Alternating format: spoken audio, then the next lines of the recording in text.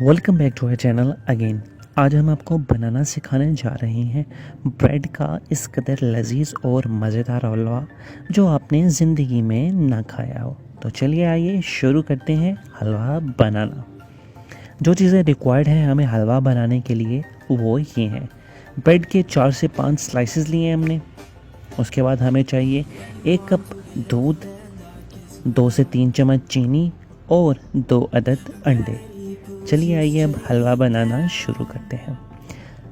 Blender में हम सबसे पहले डालेंगे ब्रेड के 4 से 5 स्लाइसेस। उन्हें पीसेस में कन्वर्ट करने के बाद हम जार में ऐड कर देंगे। अब इसी के अंदर हम 1 कप दूध भी ऐड कर देंगे। दूध ऐड करने के बाद हम इसमें 2 अदद अंडे भी ऐड कर देंगे और इसमें 3 से 3.5 चम्मच चीनी भी ऐड कर देंगे और अब इसे ब्लेंड कर लेंगे। ये हमारा मिक्सचर रेडी हो चुका है। अब हम पैन में 2 से 3 चम्मच घी लेंगे।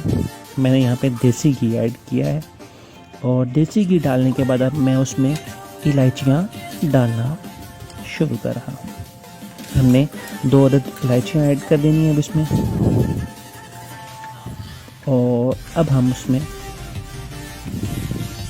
जब घी गर्म हो जाएगा तो उसके अंदर हमने वो मिक्सचर सारा डाल देना है।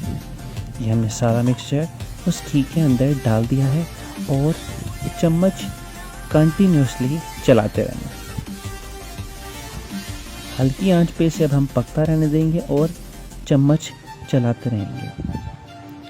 आहिस्ता आहिस्ता थिक होना शुरू हो जाएगा। ये देखें, ये अपनी शेप चेंज करता जा रहा है और अब ये बिल्कुल खुश्क हो चुका है, लेकिन अभी ये बिल्कुल कच्चा है। इसे हम तब तक पकाता रहेंगे जब तक ये अपना कलर ब्राउनिश ना कर दे और घी छोड़ना शुरू ना कर दे।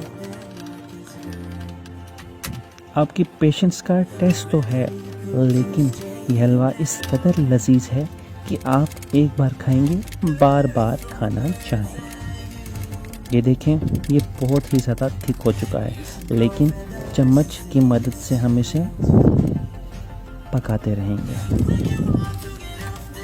ये देखें, अब इसने आहिस्ता आहिस्ता अपना कलर चेंज करना शुरू कर दिया है।